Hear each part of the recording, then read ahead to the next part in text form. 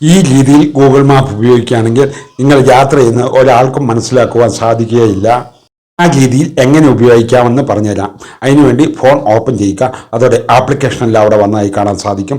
Google മാപ്പിൻ്റെ ഒരു icon കാണും, അതിലൊന്ന് ക്ലിക്ക് ചെയ്ത് കൊടുക്കുക. അതോടെ ഗൂഗിൾ മാപ്പ് ഓപ്പൺ ആകുന്നതായിരിക്കും.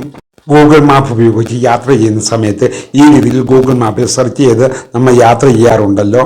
കോട്ടയത്ത് നിന്നും കൊച്ചിയിലേക്ക് യാത്ര ചെയ്യുന്നതിന് വേണ്ടി ഞാൻ ഈ രീതിയിൽ ഒന്ന് സെർച്ച് ചെയ്ത് കൊടുക്കുകയാണ്. ഇങ്ങനെ സെർച്ച് ചെയ്താണ് നിങ്ങൾ യാത്ര ചെയ്യുന്നതെങ്കിൽ നിങ്ങൾ എങ്ങോട്ടാണ് പോകുന്നതെന്ന് മറ്റൊരാൾക്ക് കൃത്യമായി മനസ്സിലാക്കാൻ സാധിക്കും. ഇനി നിങ്ങൾക്ക് ധൈര്യമായി യാത്ര ചെയ്യാം. നിങ്ങൾ എവിടെയാണ് യാത്ര പോയിരിക്കുന്നതെന്ന് ഒരാളും മനസ്സിലാക്കുകയില്ല. അതെങ്ങനെ ചെയ്യാമെന്ന് ഇപ്പോൾ നിങ്ങൾക്ക് പറഞ്ഞു തരാം. അതിനുമുമ്പ് എൻ്റെ കൂട്ടുകാർ ഈ ചാനൽ സബ്സ്ക്രൈബ് ചെയ്യാൻ മറക്കല്ലേ, ഒന്ന് ലൈക്കും ചെയ്യണേ. ഗൂഗിൾ മാപ്പ് ഓപ്പൺ ആയി വരുമ്പോൾ നേരെ മുകളിലായി ഒരു പ്രൊഫൈൽ ഐക്കൺ കാണും, അതിൽ ഒന്ന് ക്ലിക്ക് ചെയ്ത് കൊടുക്കുക. അതോടെ അവിടെ ഇങ്ങനെ കുറെ ഓപ്ഷനുകൾ വന്നതായി കാണാൻ സാധിക്കും. അവിടെ അപ്പോൾ നേരെ താഴെയായി ടേൺ ഓഫ് ഇൻകോഗ്നിറ്റോ മോഡ് എന്നൊരു ഓപ്ഷൻ കാണും, അവിടെ ഒന്ന് ക്ലിക്ക് ചെയ്ത് കൊടുക്കുക.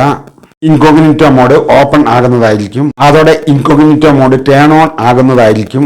അതോടെ ഈ ഓപ്ഷൻ സെർച്ച് ചെയ്തുകൊണ്ട് നമുക്ക് യാത്ര ചെയ്യാനുള്ള ഒരു ഓപ്ഷൻ അവിടെ വന്നത് കാണാൻ സാധിക്കും. ഞാൻ ഈ ഓപ്ഷനിൽ കോട്ടയിൽ നിന്നും കൊച്ചിയിലേക്ക് യാത്ര ചെയ്യാനുള്ള കാര്യം ടൈപ്പ് ചെയ്ത് കൊടുക്കുകയാണ്.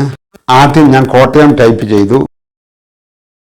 കൊച്ചിയിലേക്കാണ് പോകേണ്ടത്, അതുകൊണ്ട് രണ്ടാമത്തെ ഓപ്ഷനിൽ കൊച്ചി എന്ന് ടൈപ്പ് ചെയ്തു. ഇങ്ങനെ മാറ്റം വരുത്തിയതോടുകൂടി നിങ്ങളുടെ മാപ്പ് ഇൻകോഗ്നിറ്റോ മോഡിലാണുള്ളത്.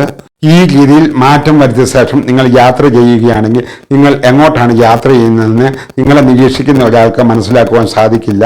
അതാണ് ഇങ്ങനെ ചെയ്താൽ ഉള്ള ഗുണം. യാത്ര ചെയ്ത സ്ഥലത്തെത്തിയ ശേഷം നിങ്ങൾ ഉദ്ദേശിച്ച സ്ഥലത്ത് എത്തിയ ശേഷം ഇൻകോഗ്നിറ്റോ മോഡിൽ ഒരു മാറ്റം വരുത്തേണ്ടതുണ്ട്. അതിനുവേണ്ടി നേരെ മുകളിൽ കാണുന്ന ഇൻകോഗ്നിറ്റോ മോഡ് എന്ന പ്രൊഫൈൽ ഐക്കണിൽ ഒന്ന് ക്ലിക്ക് ചെയ്ത് കൊടുക്കുക.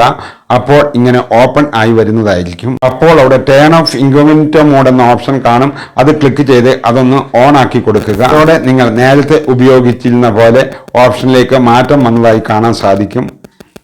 ഇനി